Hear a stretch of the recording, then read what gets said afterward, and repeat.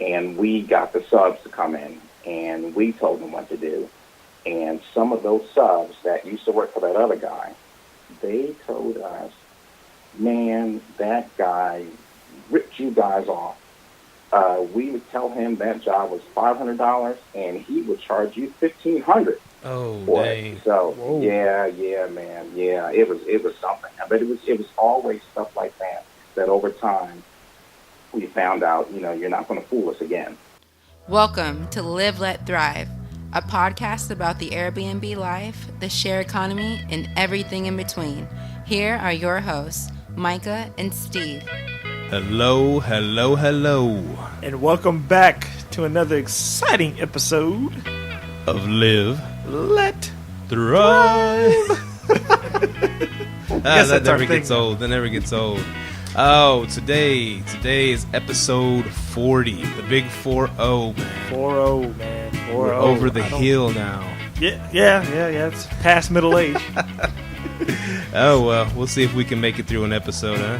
Yeah, we got Today, we have a special guest. Romy Rome. No. Can I say it? Yeah, go ahead and say it. Jerome in the house. Jerome in the house. I bet you never get that, Jerome. I get it all the time.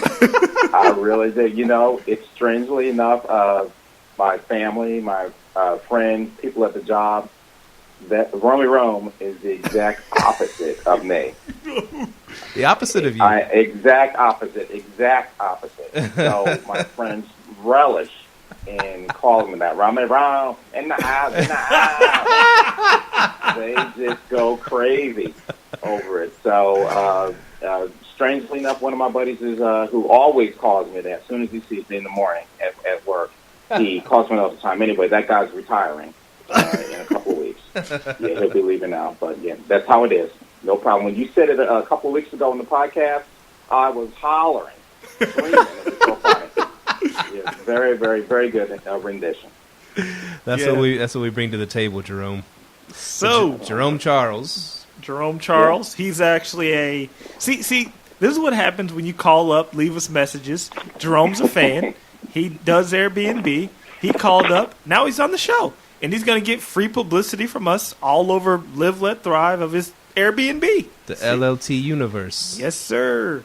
Now, Jerome, go ahead and tell us a little bit about yourself, about your Airbnb, how you got started into Airbnb. Well, first thing, folks, see dreams do come true. I'm on the air now, so you guys keep hopes alive.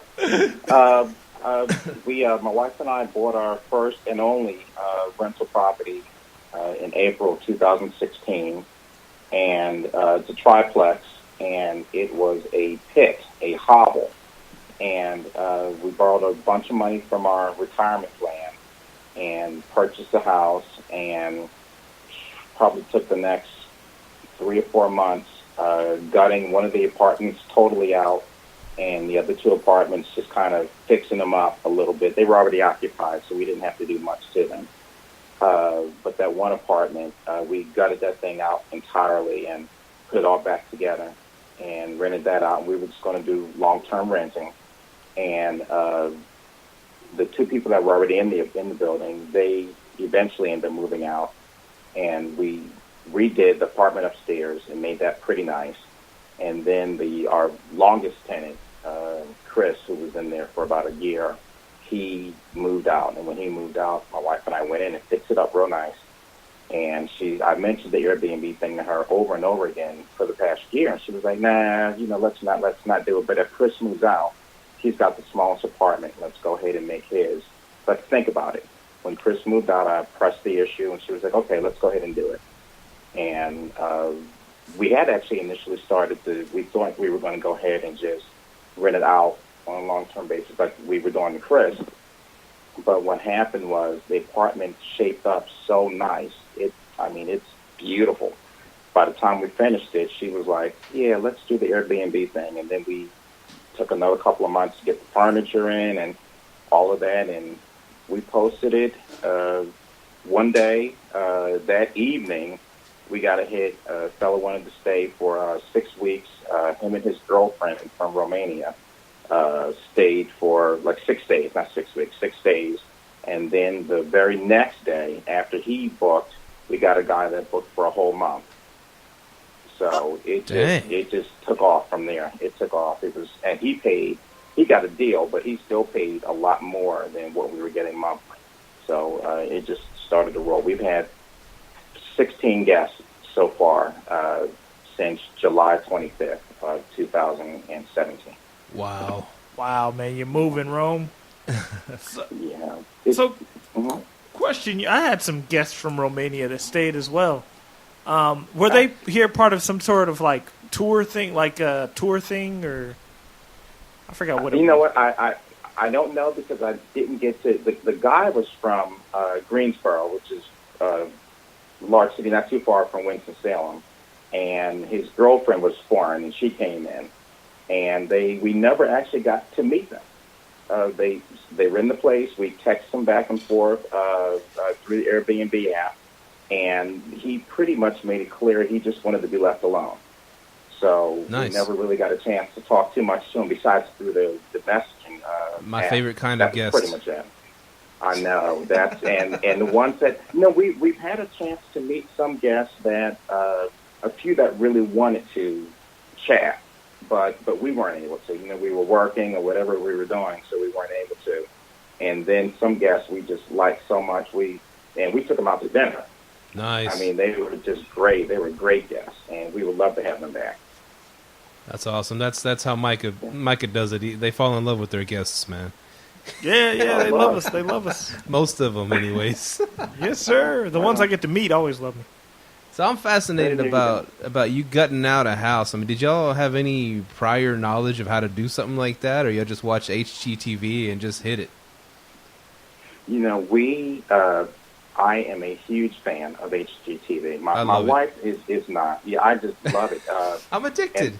I know because it's not every show in there, but the shows that really get me are that Flipper Flop show with Tarek and Christina. Yeah. That show. Then there's a bunch after that, which I don't really watch those too much, but that original one was really good. And a show called Income Property. Have you ever heard of that on HGTV? Income Property? Yes. I guess I haven't heard that one. I met Christina, by the way. No, for real? Yeah. Yeah, I met her. Get out. Yeah, okay, I know I don't want to digress, but yeah, you met her live? Where were you at? Where'd you meet her? What was that? Where'd you meet her? Where did you meet her at? I went to a real estate. I got a lot of like those real estate meetings. I met her, Pitbull, Tony Robbins. Yeah, she was there. Wow. It was an expo, a huge expo in Dallas. Yeah. So Did now you take a picture? You get a picture with her? No. Okay. I need to start taking more pictures of people. I meet a lot of people. I just don't take pictures. I think it was like a cardboard cutout you met of her, right? Still, not bad. But yeah, she's really interesting. And I didn't mean to sidetrack with that, but that Income Property show, in particular, that guy, he in someplace like Toronto or something, and what he does is he finds him, or he finds people that want to take like a basement or an addition that they have on their house and make it into like this is way before Airbnb, or before most people heard about it, but like an apartment in your basement or something to help you pay your mortgage or whatever you wanted to do for money. And anyway, this guy, he would go in and he would, Scott McGilvray or something like that, he would go in and he would, him and his crew, and the people would, of course, be paying him. He'd go in and he'd renovate that entire place, and when he finished, that place was to die for. I mean, it was just, you could tell, people had different budgets. Some people's places were nicer than others, but they were all, and after he finished everything, he would furnish it, and they would go in and have a photographer come in and take pictures and all of that. And once they finished that, he'd say, all right, let's get this thing online and let's get it rented. And they would almost always at the end say that Myka and Mahogany rented their place for $1,250 a month, because that's what they'd have a real estate agent go through. And the real estate agent would say, yeah, you could get $1,250 for this. And those people would basically get that amount of money or sometime even higher. So I was talking to my wife, and I said, baby, we need to do this. Let's do it. And she was like, we don't have a basement, but she was like, we can't. We're just not going to do that. It's not going to happen. So when we ended up buying the rental property, I had a lot of the stuff from Christina and Tara, and then that guy from Income Property. I had that in my mind. That's what I wanted to do. We asked around to some friends and our neighbors and some guys that were in construction. And because we don't know how to do any of that stuff, we have ideals, but we have vision, but we don't know how to actually, I can fix a doorknob, I can do that kind of stuff, but I can't do anything more than that, and paint and all that. So we got a guy, our next door neighbor is a great guy. He recommended two people. He said he had a pastor friend of his who worked with guys that were recently out of prison, and it was like a work program, and he got those guys in there and taught them a skill, and then those guys went on, I guess, to do whatever they needed to do. But he would get those guys in there, and they would fix the place up, and they were economical. But he said if you want like a higher finish, something that's really nice, you want to go with his other guy. So we went with the other guy. Man, that guy went up in there, and he, we told him what we wanted and what we were looking for, and he was, this is not going to turn out to be a good story, by the way. He goes in there, and he has a whole crew. That first day he's in there, my wife and I bought the property April 1st, 2016. April 1st, 2016. April Fool's Day. Yeah, right on. Yeah, that day. And we drove out and just it was ours, and a few days later we met him out there, and he rented the house, and and I'm going to go back to tell the story. We had pressure on us to get the place done, because what had happened was when we went to buy the house, the previous owners had a property manager, and the property manager said, I've been trying to rent out this apartment for 6 months, and I just don't know why it's not renting. And, man, my wife and I go in that place, and we could see the ceiling tiles were hanging down, the kitchen was jacked, the floor was messed up. I mean, it was just terrible. And I was like, I would let a dog live in here. So he says, yeah, I mean, it was truly, it was that bad. And he says, I don't know why we can't rent it. So he calls us right after we bought the house, and he says, do you want me to keep looking to try to find somebody? Right before we bought it, you want me to keep looking? My wife and I, it's been 6 months. You haven't been able to rent it? Yeah, go ahead, keep trying to find somebody. Wouldn't you know, right before we bought the house, he calls and he says, guess what? I rented the apartment. Now, we had already had all the materials lined up to gut this apartment out and fix it all back up again. And now we had people who were on lease who were coming in, so who had already signed and everything with the property manager. So we kind of had to get the place done, and we had the contractor go in, and he had a whole crew in, and it was really bad. The electrical was messed up, the plumbing was messed up, including like I said, the ceiling and everything. So we ended up basically gutting the entire apartment: walls, ceilings, windows, bath fixtures, everything. Went down to studs? In that kitchen, all down to, exactly, thank you, down to the studs, everything. Now, the wood floor was pretty nice, but everything else had to go. And we had contractors come in. They, did the ceiling, the drywall, everything, brand new, everything. Went to Lowe's, spent a boatload of money getting cabinets and all of this stuff, appliances, everything. When that apartment was finally finished, by the way, we got new windows for the entire house, 31 windows. We got a new roof. We ended up getting, we spent a fortune trying to get that place together. And now looking back, we would have done things differently, because we're much smarter now than we were. Not smarter, but we learned a lot by dealing with that guy. And when we finished, I know we put out probably $40,000. Wow. By the time we finished, yeah. By the time, not to brag, but we had the money. We had cash to do this, so it was okay. But that none of that was credit. That was all cash. Wow. But still, that was a lot of dough to put out. And like I said, the apartment is really nice. It's awesome. The young lady that's in it right now always says how it's a nice apartment, but it's really like airtight because, like I said, all new walls, all new ceilings, windows, everything. So her heating bill, we're in the middle of winter. Her heating bill is like $63 a month, Oh wow. which, for North Carolina is really good. And she complains that it's too hot. It's 63 degrees. It's too hot in there. Yeah, so she's like, yeah, Jerome, this place is, she just loves it. So the second apartment, the one upstairs, the fella was complaining. He had been in there before we bought the house, and he was complaining about his electrical. His electrical kept going out. By this time it was summertime, and it just kept going out. Had the electrician in there, and he was like, Jerome, this guy had fuses. So the old owners still had a fuse box up there somewhere. So that guy basically ended up leaving out, and we didn't evict him or anything, but we just gave him his money back, gave him a security deposit back, and he moved out. And then we had electricians, plumbers, and guys that were on the first job in the first apartment. Those contractors, not the main guy that we met that handled the entire work. We were basically the what's it called, the general contractor, and we got the subs to come in, and we told them what to do.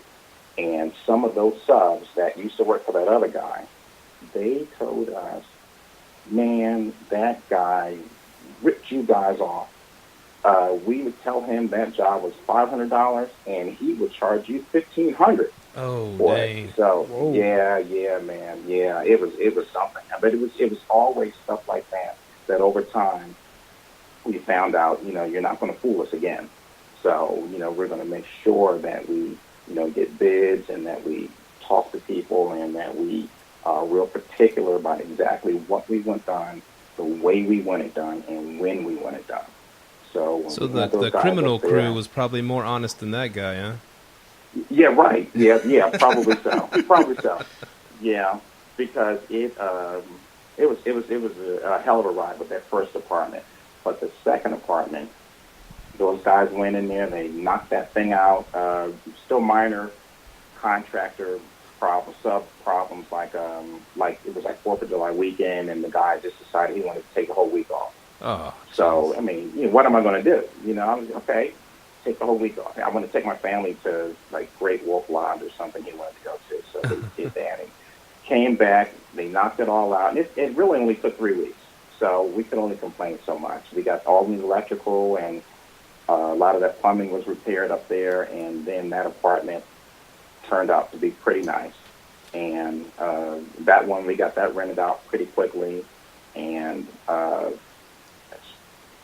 strangely enough, here's a story. The guy that we rented the apartment to, and this is a story. Steve, you're a long-term guy, right? I have a long-term rental. Yes. Okay, there you go. We client screening, tenant screening is super, super important. Yeah. I'm going to be all over the place today, by the way, Yeah. so that you see how I'm rambling here, and I'm sorry. Go ahead and go. Yeah, that thing is, tenant screening is the best thing that you can ever do. Forget the stuff with the contract I told you about. That's nothing compared to getting the wrong person in your apartment, and you're just paying and paying and paying because this guy either won't pay, or he's a jackass, and he this mouthy or whatever's going on. And we had just finished that upstairs apartment, and it was nice. Getting people to come in and look at it, and they were kind of thinking about it, or we give you a call back, or they wouldn't call back, and this went on for maybe 2 or 3 weeks. And I told my wife, I said, do you think $900 is too much for that apartment? She said, it's a 2-bedroom. She said, yeah, she told me we should charge $825. But I said, this apartment is nice. We should get $900. So I just wouldn't budge off the $900. We ended up getting a young man who wanted the apartment basically like right now. And he said he was in a spot, and he was renting a room from some guy, and the guy's girlfriend came back, and when the girlfriend found out that he was gay, which is not a problem, but the girl found out that the guy who was renting the room was gay. She threw all this threw all his stuff out on the sidewalk. Oh, no. So he got his stuff, and he stayed in like a hotel for a few days. And You don't want to know where I thought that story was going. Oh no, yeah. Well, no, he got thrown out. All of his stuff was thrown out. But And those nothing probably else. nice clothes too. I'm just saying. It was nice clothes and nice shoes. Nice shoes. So this guy, we use Myka. You use Cozy, right? Use what? Oh, yes. I love You Cozy. use Cozy. There you go. Cozy. We use Cozy, and Cozy Yep. does they I said, yeah, I love Cozy, because that was my next question to you. What do you use to screen your tenants? Yeah, we use the Cozy, the screen, and Cozy collects the rent. Yep. Also, so you don't have to do any of that stuff, and they pay the tenant, the prospective tenant. They pay I think it's like $39.99 Background check. for the background check, and the background check and the credit check. So the stuff came back, and this dude had I have a long list of questions that I ask people specifically before they even do the Cozy thing, just so that I can tell them that, look, if you've got a criminal record or anything like that, I don't want you to waste your money because we're not going to take you in.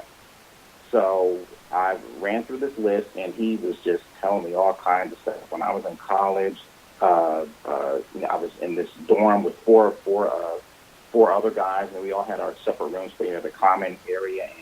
And some guy stole something out of my room, and I busted up in his room and tried to find it. And then the cops came, and it turns out that guy didn't take it at all, and I got arrested. And he tells me all these stories, and then I tell him, well, because you were up front with me, now that I know, okay, now go ahead and do the Cozy thing. So he does it. His credit is like 442. Oh, wow. Yeah, his credit was really bad, and he explained that away, saying that he went to a car dealership and he ran his credit like 20 times or something. Which I don't know. I don't know anything about that, but that's how he explained it away. And I think I was desperate to get somebody in there, and I kept thinking Pacific Heights. Have you guys seen Pacific Heights, that movie with Michael Keaton? And it's like from the 80s or the 90s, probably before you two were born. And It sounds familiar. Guy, Pacific Heights. Watch it on Cody or whatever. Anyway, it's great. It's a Cody fan, yeah. yes, a terrarium baby. That's it. Simple, easy, fast. It's the best. I got questions for you guys about that later. Okay. And anyway, that guy, we let him in. Anyway, we let him in the apartment. He was fine for the first month. This was August. By December, we had evicted his butt out of there. Sorry. Evicted him out of there because he had drove the tenants in the really nice apartment that I mentioned earlier. He drove them insane. He'd be upstairs doing jumping jacks. He didn't like them for some reason. He's up there doing jumping jacks at 4 a.m, barricading their door outside with my porch furniture. Just all kinds of just insane stuff, and that's why all those things happened to him, because getting that prison workout in. Yeah, and that's where I hope he is right now. Damn. Yeah. It was. I hate to be bitter like that, but it was rough. But North Carolina, Forsyth County, North Carolina is really quick and efficient with evictions, and it wasn't even 30 days, and he was on the street. Oh, so you guys probably have some real anti-squatter laws there, huh? If you can evict somebody that quick. What was that? Yeah, you can. But what he did was, we had the first. My wife and I were in Philly, and what had happened was we were in Philly visiting our family, our parents. And I get an urgent call from the guy in the really nice apartment. And he says, that guy upstairs is driving us crazy, and he was trying to fight me, and I had to leave the apartment. So him and his girlfriend, they leave the apartment. They had to call the cops and everything. So when my wife and I get back to North Carolina, we drive right over to the house. And, we're ready just to throw down. And we get to the house, and the dude is gone. And it turns out what happened was, while we were in Philly, the eviction notice came through for the young fellow upstairs. So he was hot, and that's why he went down there, because he figured this couple downstairs had snitched him out, which which kind of is the truth. It's not that they snitched them out, but look, it's my building. I want you to tell me if something's going wrong with it. And I told everybody in there, if there's something wrong with the building or anything's not right, I want you to let me know. So they let me know. And after a while of him and I going back and forth for a while, my wife and I were like, his ass is out of here. So we did everything we needed to do. I had a huge binder, pictures and all kinds of stuff that this guy had done, littering, just throwing their cigarette butts all over the place, on the porch, on the side of the house, always had a reason to explain it away, driving those other people insane. It was just crazy. Damn. Went to court the first day, and the guy didn't show. So the judge was like, he didn't even need to see what was in the binder. He said, well, you obviously have evidence. I rule in favor of you guys because he didn't show. And as my wife and I are walking out of the courtroom, walking out of the building, they have like those little security things like they do at the airports, and he is in line. Oh, I have to hurry up. Please let me through. My court date is coming up. I got to get in there. And he's just doing everything he can. My wife and I said, should we say something? Right now. Just walk right out. Right out. Didn't say anything to him. And we get a notice a couple of days later that he had appeal. And that dragged it out a little bit longer. But wait, it just turns out okay, because when we showed up for the appeal hearing, the guy didn't show. So, yeah, he still didn't show. And the thing is, he had paid, if you do the appeal in North Carolina, you have to pay your rent to the county. And then the county sends me a check. So they make sure that, he's not just squatting, like you said, Myka. He's not just staying there for free now. He's still got to pay his rent. If he doesn't pay his rent to the county by, I think it's within the first or second, 2 or 3 days before the rent is due, if he doesn't pay his rent, he's automatically out. So he has to pay his rent to the county. So he had paid his rent to the county. He had paid the appeal fee and everything. And this dude, he didn't show. Come to find out, the young fella and his girlfriend downstairs had filed a restraining order against him. So now he had much bigger problems. So the guy had to get a lawyer. The guy's daddy got him a lawyer and all kinds of stuff. And we don't know how it turned out, but we know that that guy, and we ended up losing him. He was going in, now he has eviction on his record. So if you ever do any of that background checking and all that other stuff, that stuff's really, really important. And since then, everybody that's been in our building has had at least 650 credit, no misdemeanors, no felonies, and they have to pass that background check. And we tell all of them, if you don't pass that check, or you're not going to pass that check, don't spend your $40, because we don't want to be to tell you, look, we told you beforehand, you spent the money, now you're out. So we're not going to take you. So a lot of times people call. Mm-hmm. What do you use to find out if they have evictions? You use Cozy as well? Yeah, I use Cozy. Okay. I use Cozy, and what I'll do is I do this with the Airbnb people also. Is as soon as I see their name, once they book, I see their name. I'll go ahead. If they don't have any reviews at all, I'll go in and I'll do just like a Google search. Mm-hmm. And 9 times out of 10, those people, it's the people. They'll show up. Myka from Arlington, Texas. Or is it Hurst? Where are you guys from again? Well, I have a house in Hurst. Currently, I live in Arlington, and so does Myka. He lives in Arlington. There you go. Okay, so if I search Myka in Arlington, you pull up a big rap sheet if you search Myka. Huge rap sheet. Wow, man, that's some crazy stories. So you got pretty tired of renting long term, didn't you? That's exactly what happened. So what we decided to do was we've got the 2 apartments, a really nice one, and then the one upstairs. Those are long-term renters. And the other one with the young fellow, Chris, when he moved out, he has the smallest apartment, just a 1-bedroom apartment. We put his apartment, it's our apartment, but we put that apartment up on Airbnb. And like I said, it took off pretty much right away. And like I said, we've only had 15 or 16 guests since July. but we've had 3 people that stayed about a month. So in that 6 months or so, pretty much 3 months of that have been long-term people. So we haven't been able to get a ton of reviews, but we do have 15 reviews, and they're all 5-star. Nice. How many units are in your building? 3. It's a triplex. The nice apartment, the one upstairs, and then the Airbnb unit. Okay, and then another question. I know a lot of fans want to hear this one. You said you pulled money out of your 401k to do this, right? Yes. Okay, so what were some consequences for you when pulling money out of your 401k? Like, because it was a year ago, so have you already seen, like, the tax implications or anything like that? No, actually, what we did was my wife and I worked for the federal government. We worked for the post office. So we have what's known as a thrift savings plan, and it's like the government's version of a 401k. And you're allowed to borrow up to $50,000. You have to pay it back in 5 years if you borrow it for just any reason. You don't have to give proof or anything. You just say, I need $50,000, and they send it to you out of your account. You can do anything you want with that money.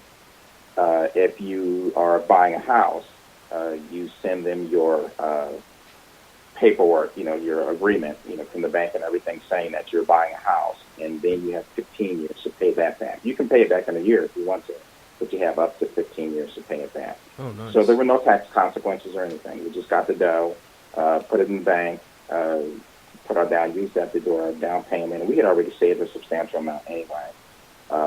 We had been working on this thing for 4 or 5 years, just saving money, making sure our credit stayed nice, and and reading and learning and watching Income Property and HGTV, and just learning what we wanted, reading books about how to do things.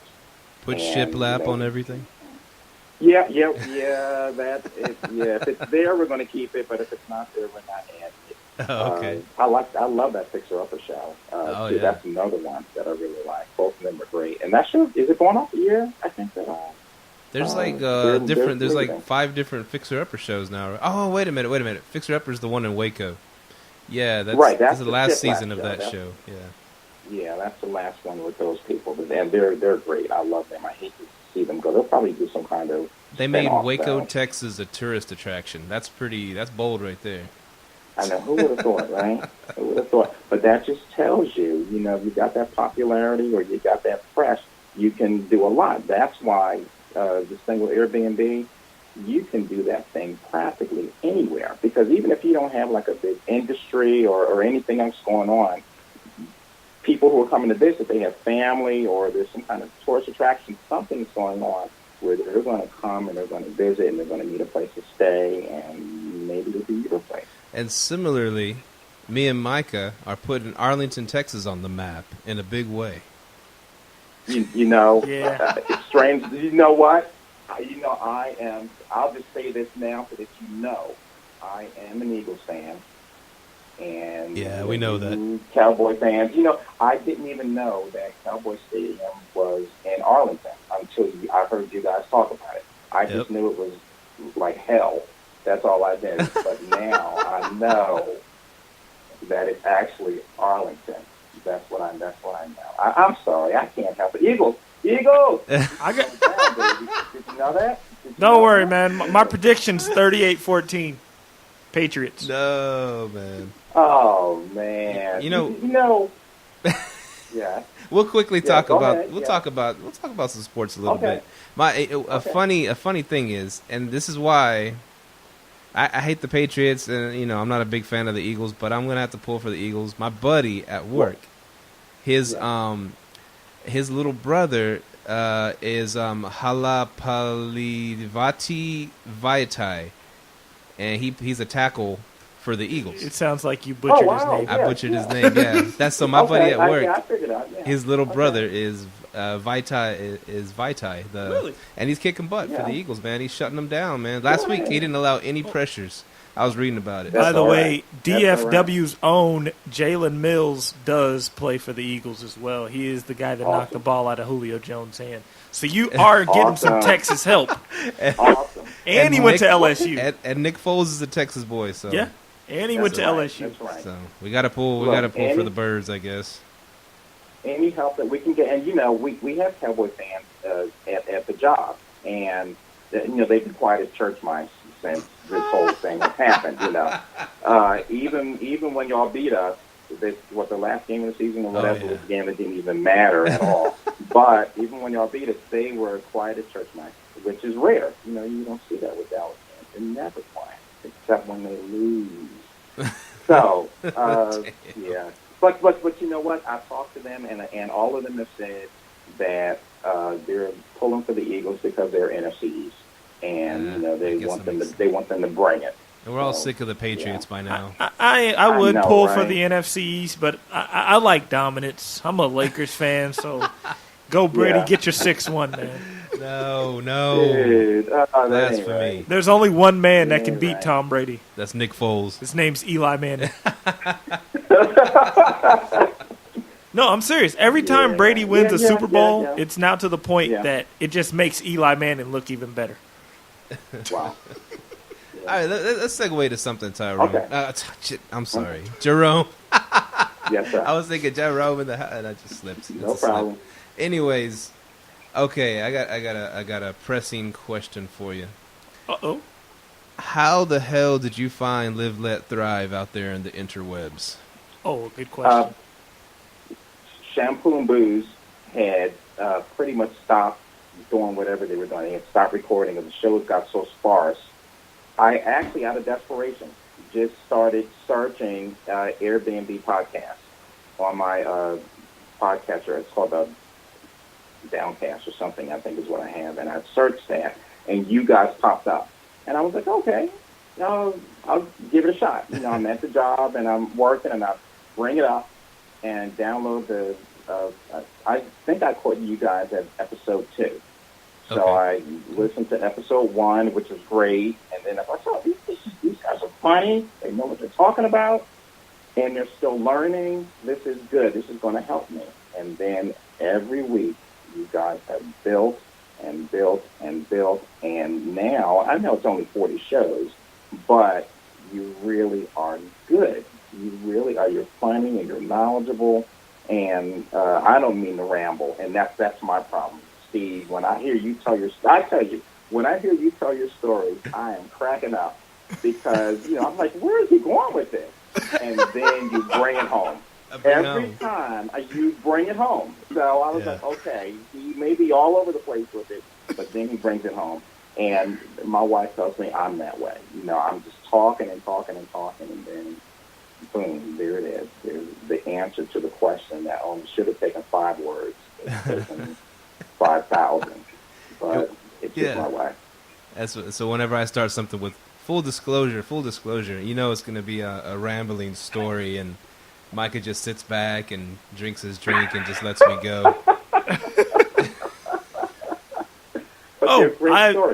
I do have a question for you for your Airbnb. That's really cool how you looked us up. That's what we're looking to hear, and that's very inspiring. You listen to us. My question to you is, since you've been doing Airbnb a little bit, what are your personal pros and cons of it? I like the money. That's really nice. I really like the money. And they pay you that first night. So, as soon as they say one day, boom, that money shows up. And I get an email from them saying the money's on the way. And like the next morning, it's in my bank account. Yeah, that's really nice. Quick question. I kind of want to interrupt you because I do have a question about that. What bank do you use? My bank is North Carolina Triad. Is the region that we're in. It's called the Piedmont Triad. The bank is called Truliant. Okay. They used to be like AT&T Credit Union, all over the country. And anyway, they consolidated and they became Truliant. And I think that's the same bank. But anyway, it's Truliant. is the name of the credit union, and they're not everywhere, but they're in the Triad. They're in our area. Okay, I wanted to know that because I've been hearing people talk about different payout methods being faster, and your bank sounds like it's just like mine. So go ahead with your story. Sorry to cut you off. Just wanted to know.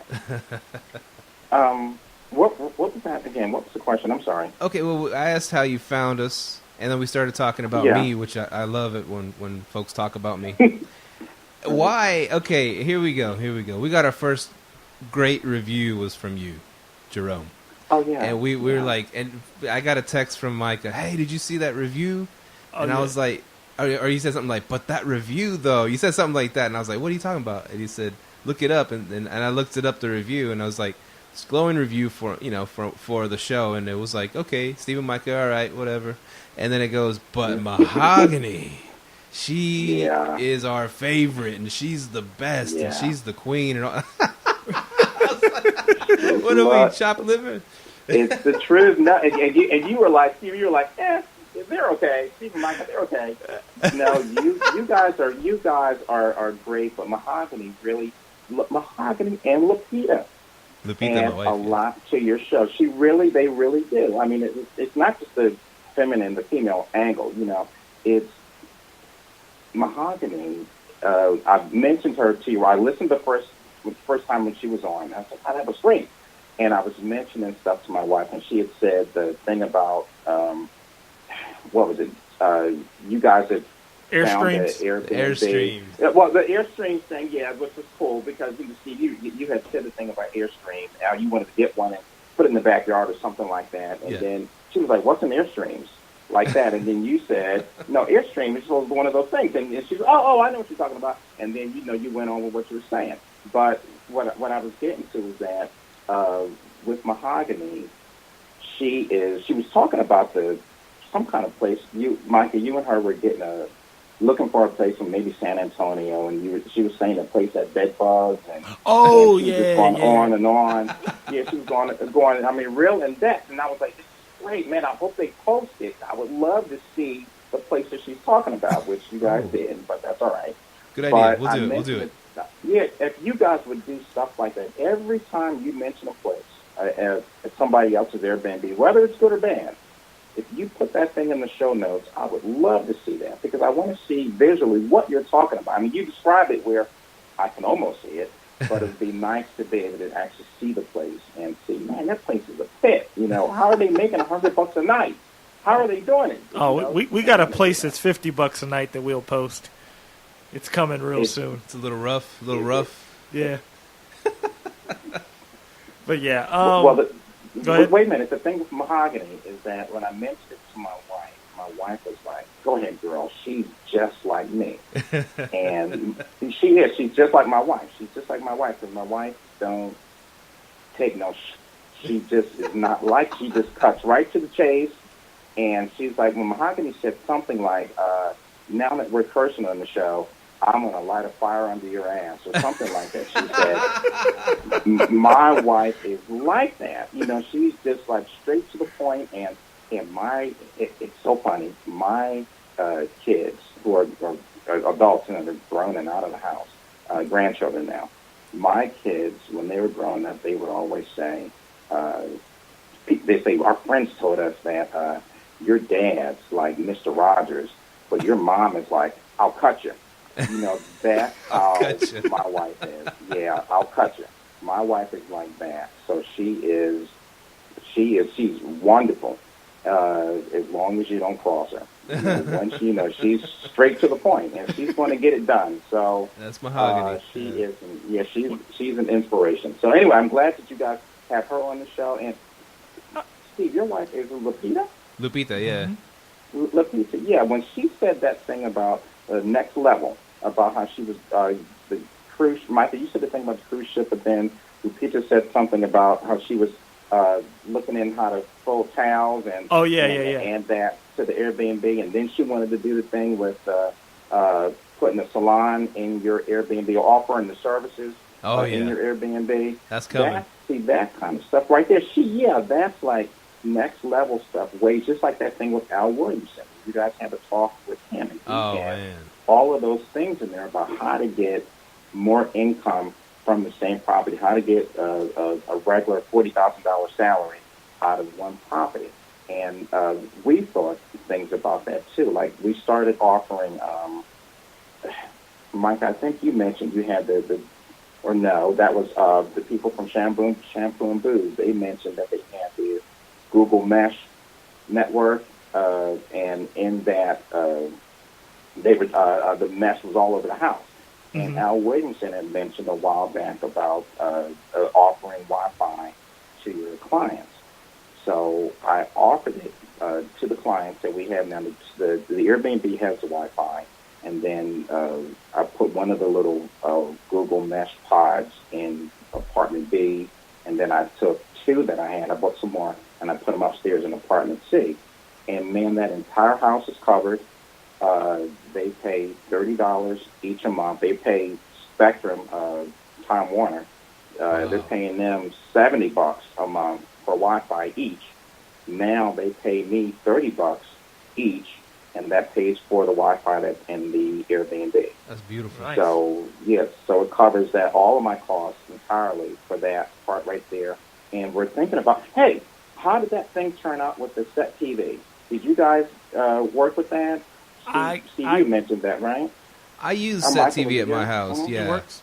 Okay. I love it. I love it. I don't have it at my Airbnb yet, but Myka's about to get it at his house too. Yeah, because I need to test run it because I'm about to put it in all my Airbnbs if it works. I'll get rid of cable.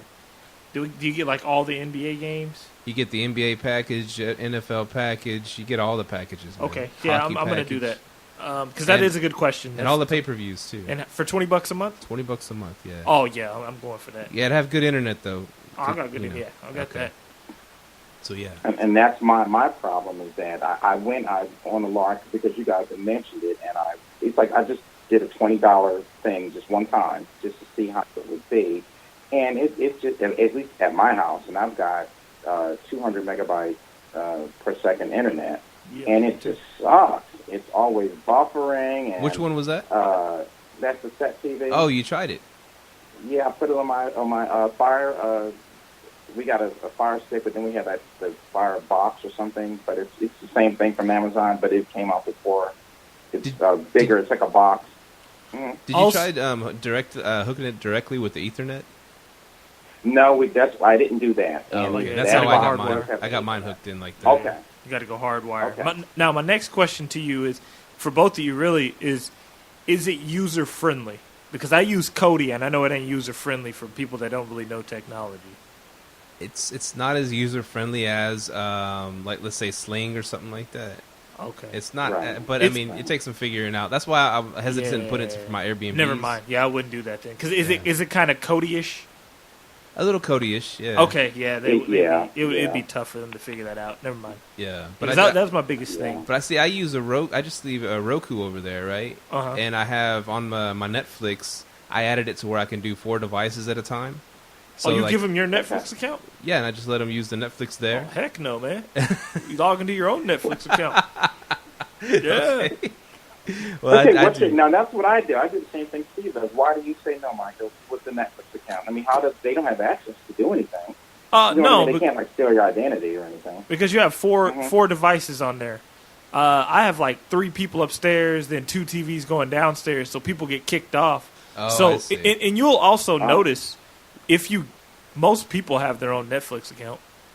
Like even in my timeshares, people ask me, "Hey, can I bring my own Fire Stick?" I don't care, and they take it. Yeah, most people have their own account. Well, see, I have Sling TV also, and so I leave. They can use Sling TV over there, and I can use that on 3 devices. It comes with 3 devices, so we use. Do it you use here, Netflix at the house? And we use Netflix here. Yeah. Oh, okay. So it works out good. Yeah. It works out good for me. I just have the one property that's Airbnb in right now. See that? Yeah. See me, I have too many. And also, like what I was doing at my condo, I was doing that at my condo, but then I turned it off at my condo because you start getting people adding favorite shows, and I'm like, oh no, man, it can't be. Yeah. Like this lady, she just kind of scared me. She had all these weird shows. I'm like, I don't really want to watch what you're watching. So yeah, it was, weird like what? Like what are the ladies who go to prison for killing up their husbands and stuff, hacking them to Orange pieces? is the New Black. Huh? Orange is the New Black? No. Oh, This okay. ain't. This is reality. This ain't. Snap. Yeah, this Snap. is reality. You talking about Man. Snap?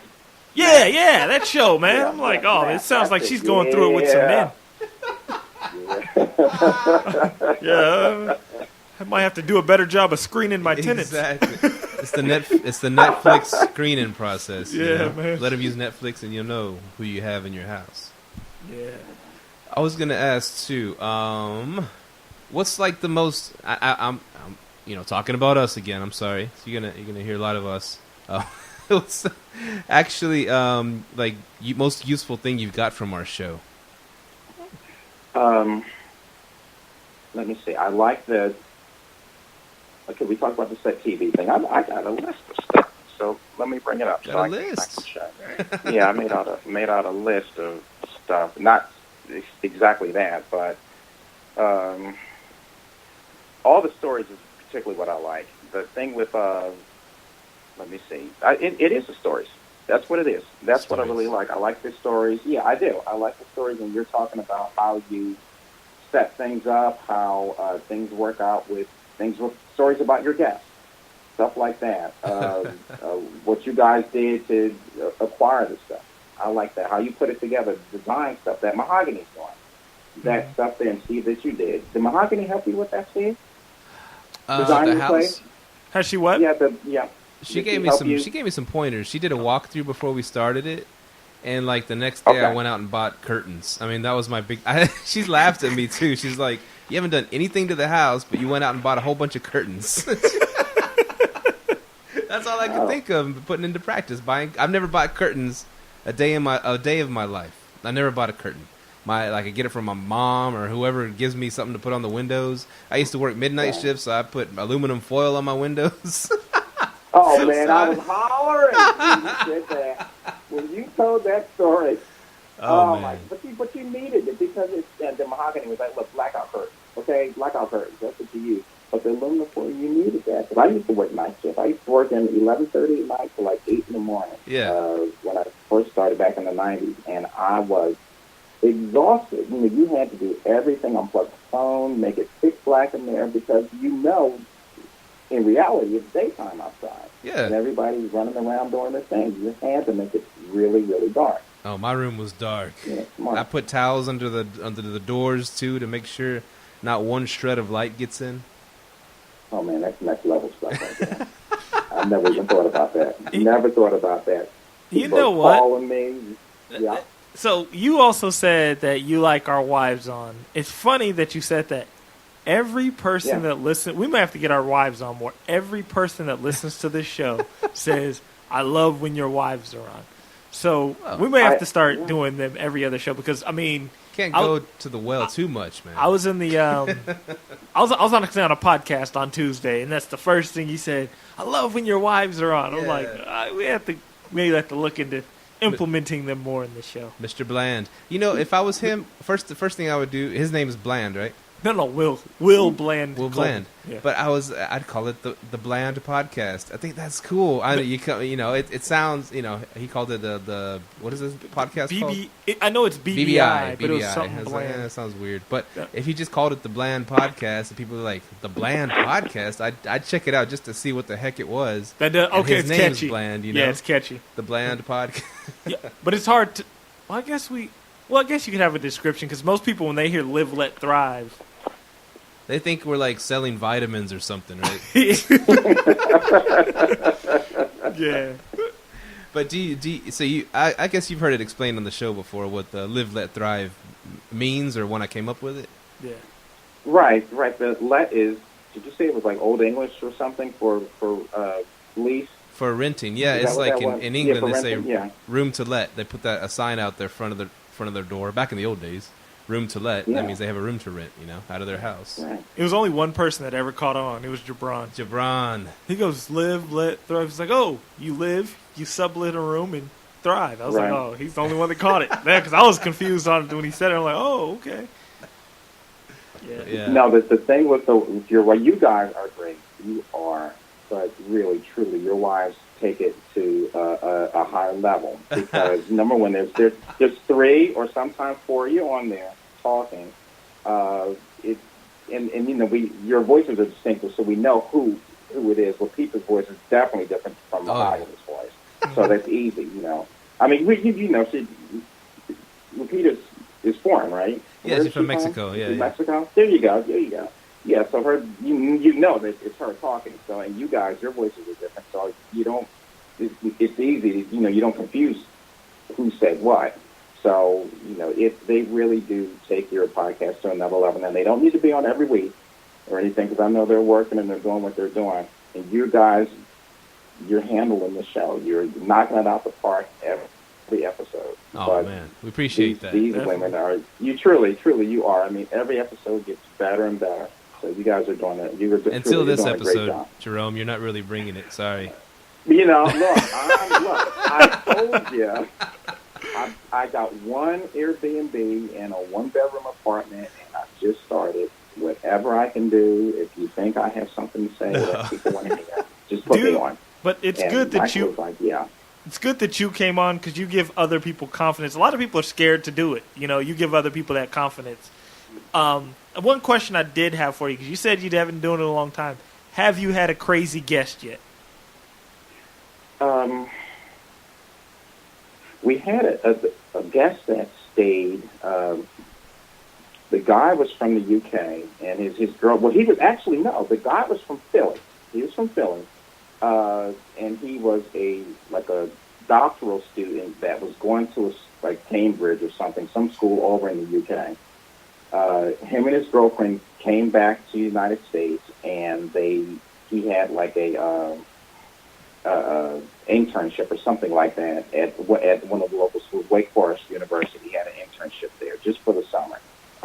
So he came for that, and when they left, and they were great, you know, real communicative, and never had any problem, and none of my tenants ever said anything, long-term tenants ever said anything, you know, bad or anything about it. But when they left, and we went into the apartment to clean it, because they had been there for 30 days, they were like Bohemians or something, or Luddites. They had unplugged everything. Oh. They unplugged the Wi-Fi. This is before we were doing the Wi-Fi in the other apartments. They unplugged the Wi-Fi. They had unplugged, we have Alexa, Amazon. We have that in there. They unplugged the TV. They unplugged, we had these scented air fresheners that you plug in the wall. We had those. They unplugged those. Man, they unplugged everything in the house. It's not like they didn't use computers and stuff, because they did, but I asked them what was going on when I got in the apartment. Everything was unplugged. They didn't even use, I don't even think they used the Dawn dishwashing detergent, because when we went to open up the cupboards and look at everything, all the glasses were greasy, and we just couldn't tell. It was really dirty, and we just couldn't figure out what was going on. And my wife was like, they just rinsed everything out. They didn't use any soap or anything. We couldn't figure out what was going on there. Yeah, so they were there for 30 days, and they left for they were there for 30 days, and then they left for a week, and they wanted to come back for another week because his visa or something didn't come through for him to go back to England. So we let them come back, but when they came back this time, I had unplugged everything correctly. I had unplugged everything that they unplugged before, but put everything away, so they wouldn't have to worry about it being in their way. And that second visit, when they were there for only a week, they did a much better job. The place is pretty clean. Plus, they were only there a week, but the place was much cleaner than it was when they left out that first time. My cleaning lady, who is a saintly woman, was practically cursing. I mean, she was, I can't believe it. I can't believe this place. And she's, Mr. Jerome, I can't believe it. Look at what they did. And she just went on and on and on. We had to throw some towels away. Some of the linen we had to throw away. We couldn't even wash it. We just tossed it. Wow. And it was not I don't know. Not to say anything about people in England. I don't know how they roll over there. But over here, we do things differently. So the tenants and neighbors, they know that you Airbnb that unit? Yeah. And you've got no complaints so far. No complaints, no complaints, because I think the beauty about the triplex is that uh, people are pretty much always in there. Somebody's always on. We had a guy that worked at night and then a girl worked daytime, and so there was always a long-term person pretty much always in the house.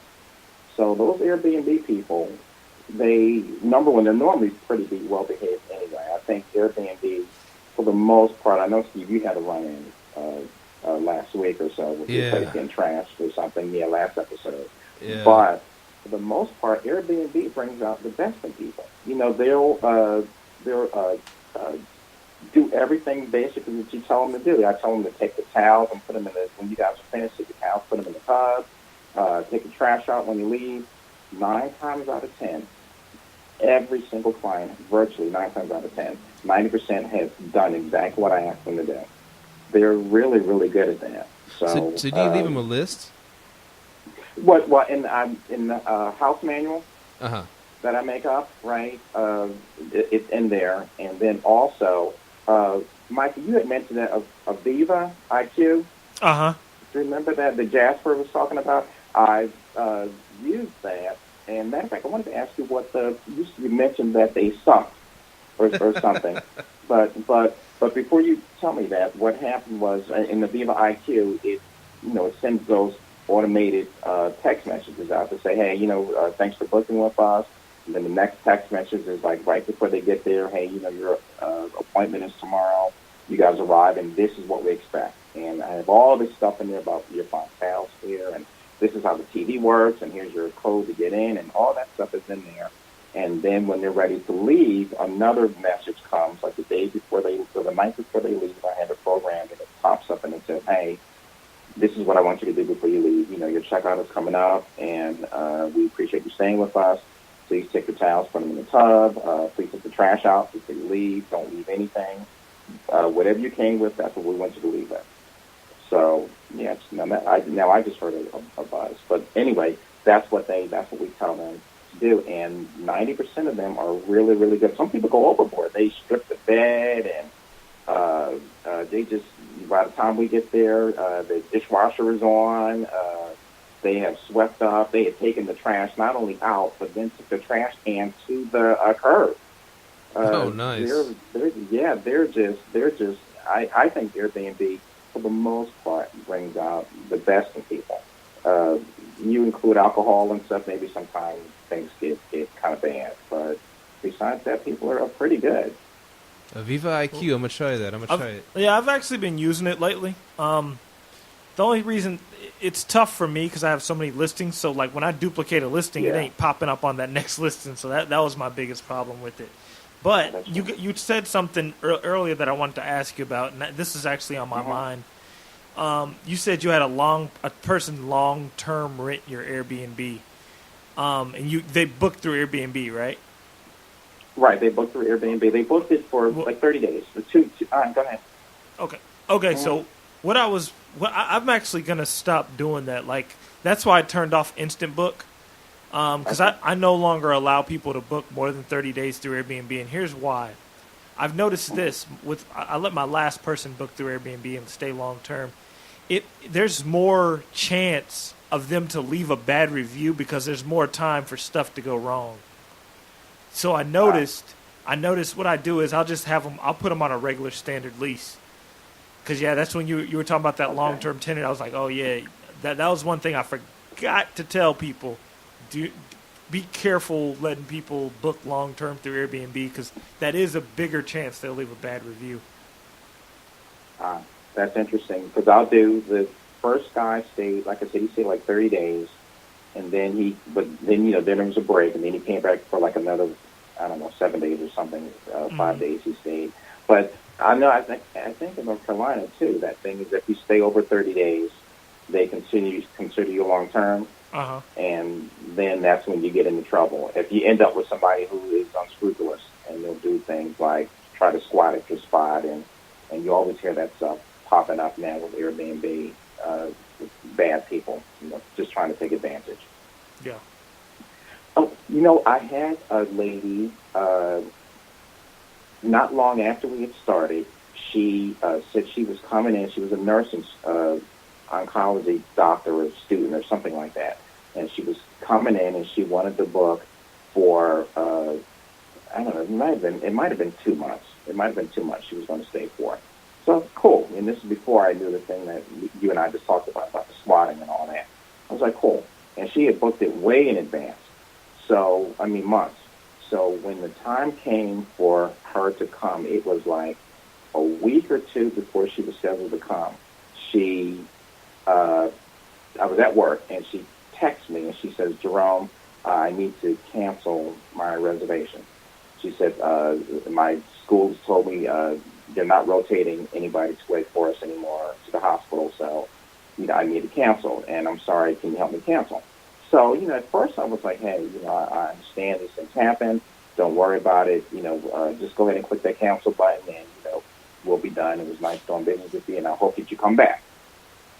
Anyway, about an hour later, she texts me, and she says, through the app, and she says, Jerome, it won't let me cancel. It was saying if I cancel, I lose the first month of payment.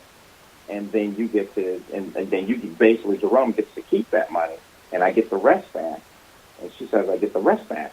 So I'm like, well, let me look into it. And then when I start to read the Airbnb regulations or whatever rules, it does say that if you book like that and you decide to cancel within like, I don't know what it is, it's like 30 days or 15 days beforehand. And this girl had 21 days. If you cancel 21 days beforehand or less, you lose that first month, but then the rest of the months you get back. So this lady owed me, it was like $1,900 for something is what it finally ended up being after everything was said and done. So things changed because, I talked to Airbnb and they were like, yeah, that's how it is. So I get in touch with the lady, and her and I, from like 11 o'clock in the morning until about 11 o'clock at night, are going back and forth. And I'm explaining to her that, look, I took my place off the market for 2 months. And during that time, I promised you I would hold this place for you, and you promised me you would pay me. Mm-hmm. Now you're telling me at the last minute that literally the last minute, to me, it's the last minute. Airbnb said 21 days, but this is like, set 2 weeks out. Literally, you're telling me at the last minute that now you want to cancel. Now, all these people that were coming in for homecomings and football games and soccer or whatever's going on, all these people that were looking, they look by my property because they see it's not available. So we go back and forth, and she says, well, I'm going to get in touch with Airbnb. And at this point, I kind of get scared because I think, okay, I have read what Airbnb said, but now I want to see what they're going to do. Mm-hmm. That case manager comes back to me, and it pops up in the app, and it says, hey, Jerome, I'm your case manager.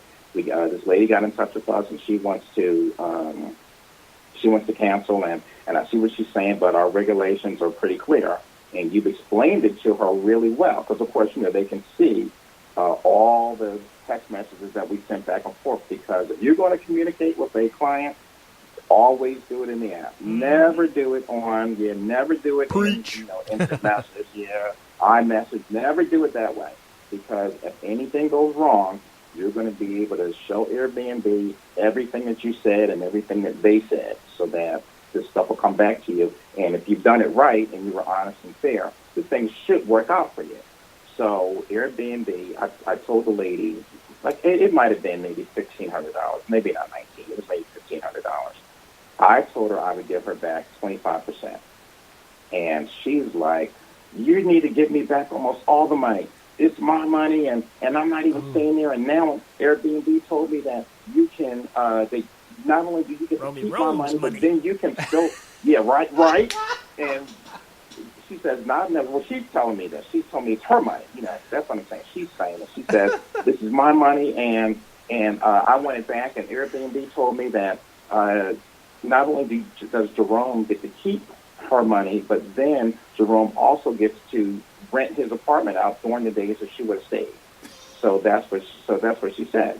Price of So doing I business. go back through the whole thing. And yeah, it's a price of doing business. And what finally ended up happening was with the case manager, he comes back and he says, we will support you in anything that you do.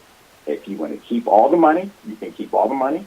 If you want to give her back half, you can. I had made an offer of $400 for her. And we ended up, while she's doing this rant, the message rolls up on the iPhone screen from Airbnb basically saying, you can do whatever you want to do. That's what they said. Whatever you do, we're going to support you. Anyway, I go back to her and I say, look, this is how it is.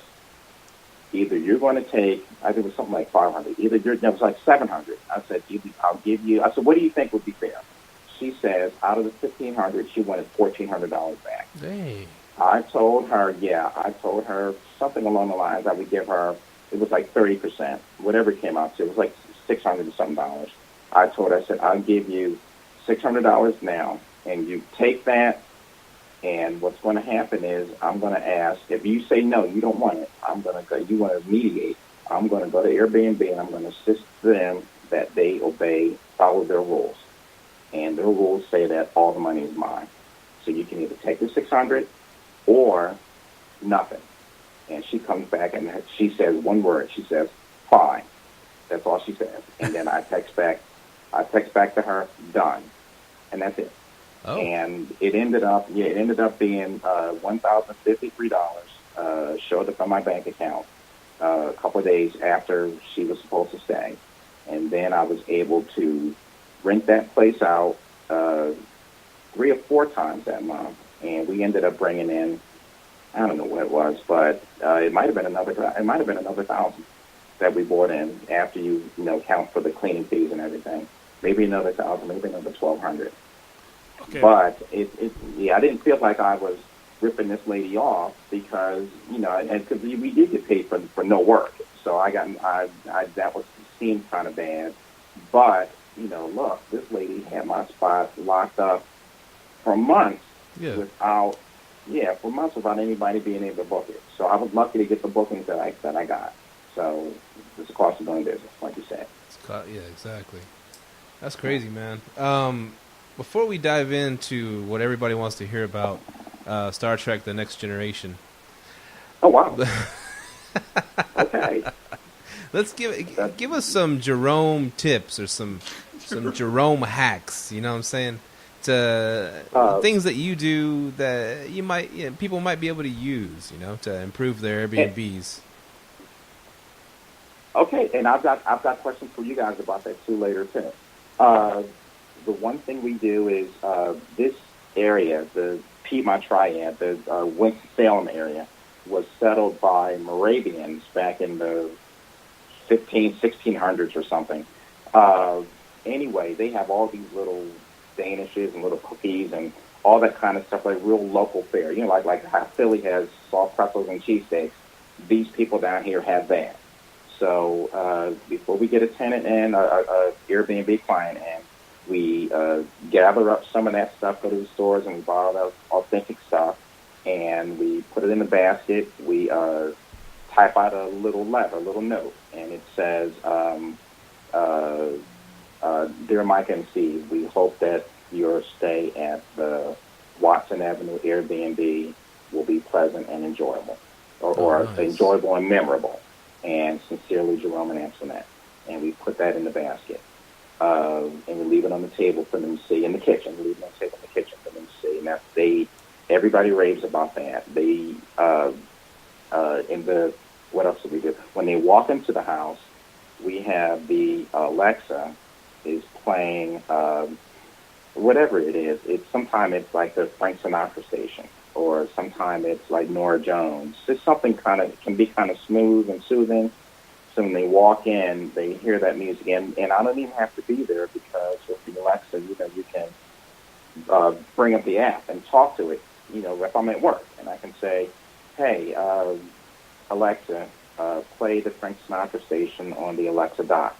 And we have 2 of them that are connected in the house in that apartment, and it'll pop up and it'll start playing. So even though I'm at work, and this thing is going on at the house, I can even ask it if I'm still at work, and I'll say, "Hey, Alexa, what's playing on the Echo Dot?"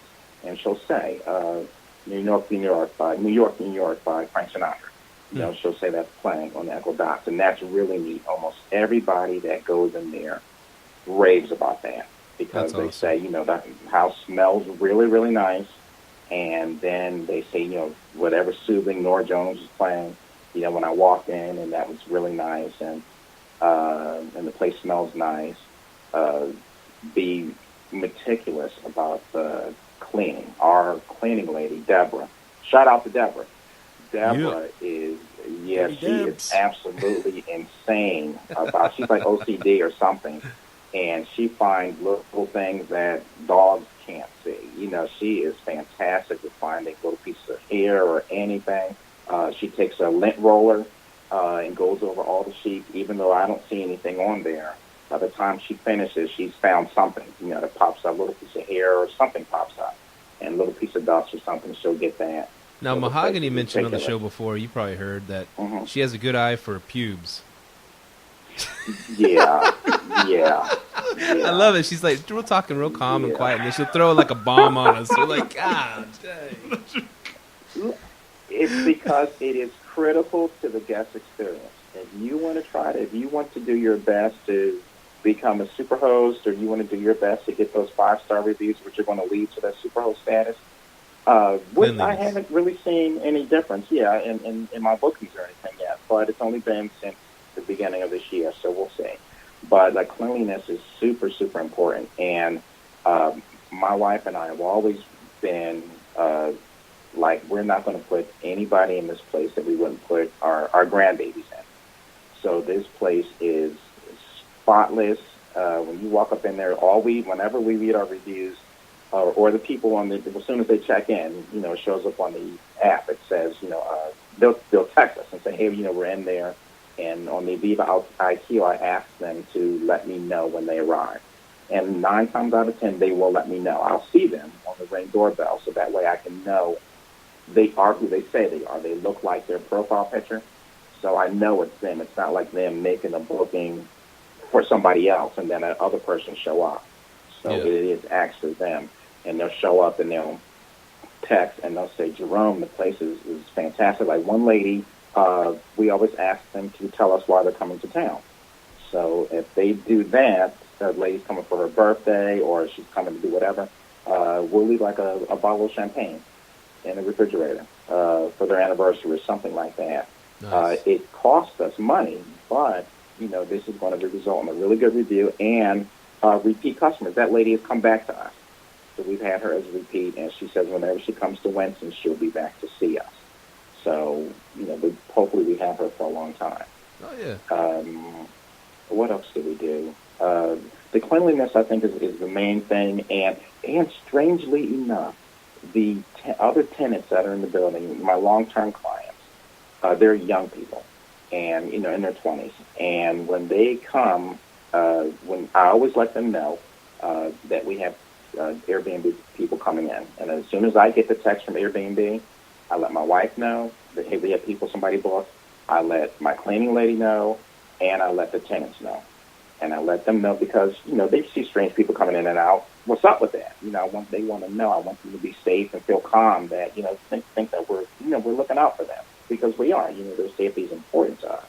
But that's what we do. And our place smells nice and it looks nice. And the people come back to us and they always say the place looks just like it does in the pictures. It's a beautiful house. I'm looking at it right now, man. I love the front porch. It's awesome. Thank you. It really is. It is.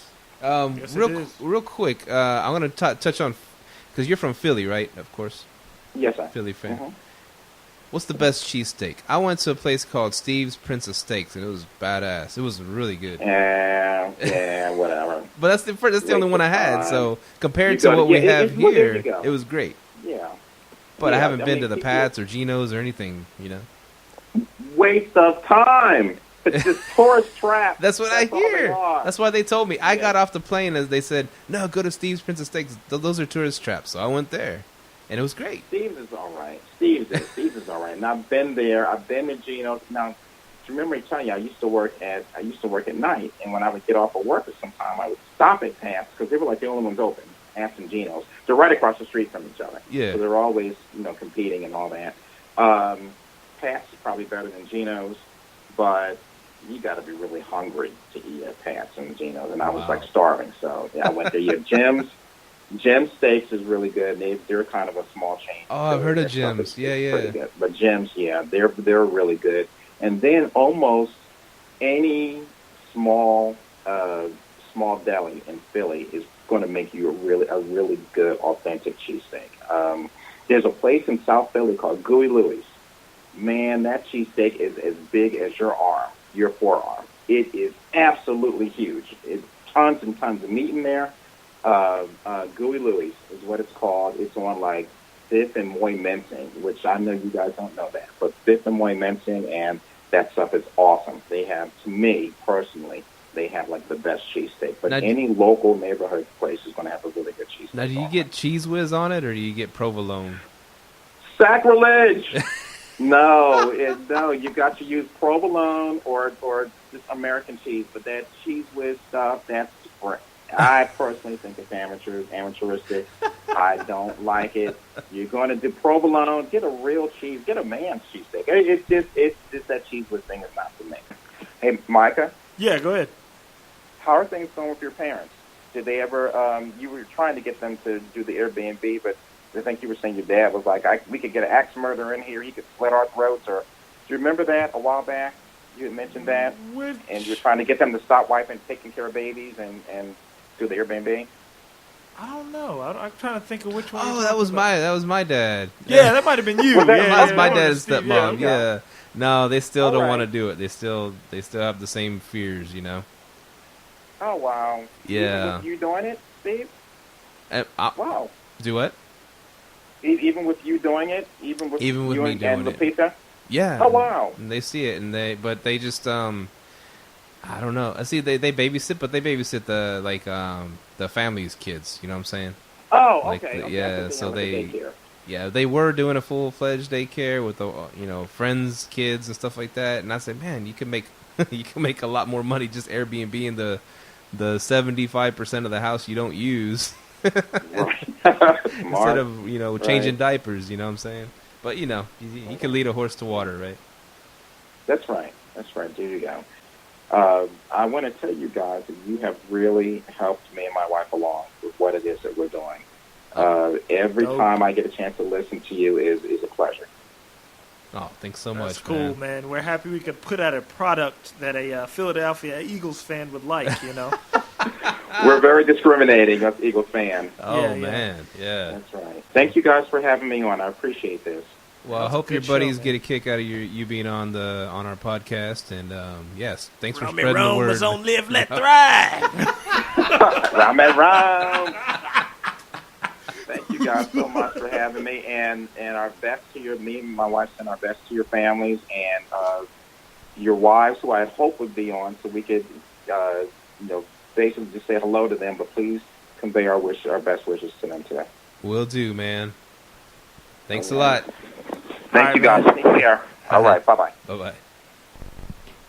That was a good episode. It was a long episode. I think we might have to chop it in two. I think we did chop it in two. Yeah, we got to chop it in two. That was my man, Romy Rome. Romy Rome in the house. Those are the good interviews, because he can just, you give him one thing, he'll go all the way in on it, man.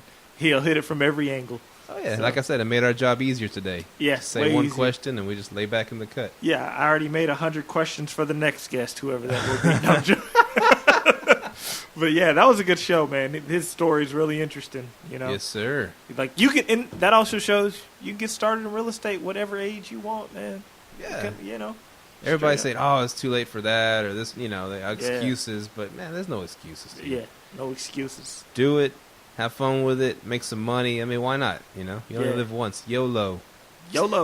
And by the way, subscribe, rate us on iTunes, send us an email at liveletthrive@gmail.com. Call us 469-300-9100. Like us on Facebook. Subscribe to us on YouTube. Like our Facebook fan page. We do have a fan page, Live Let Thrive fan page. And we now have a Twitter. We tweet tweeting, baby. We tweeting. Tweet. Follow us on Twitter, Live Let Thrive. Also, we're on Stitcher. If my Android buddies out there, hit up Stitcher, put us on blast on Stitcher. Oh yeah, sorry we haven't been showing the Android people no love. I looked at our stats the other day, and I was like, man, it was almost like 90% of our people are coming from iPhone. Oh. And it's like, I was like, man, we need to get the other side. I mean, there's a lot of more people use Android than iPhone. That's true. Hey, sorry, Android. We're showing you some love after the 40th episode. We got some love for you.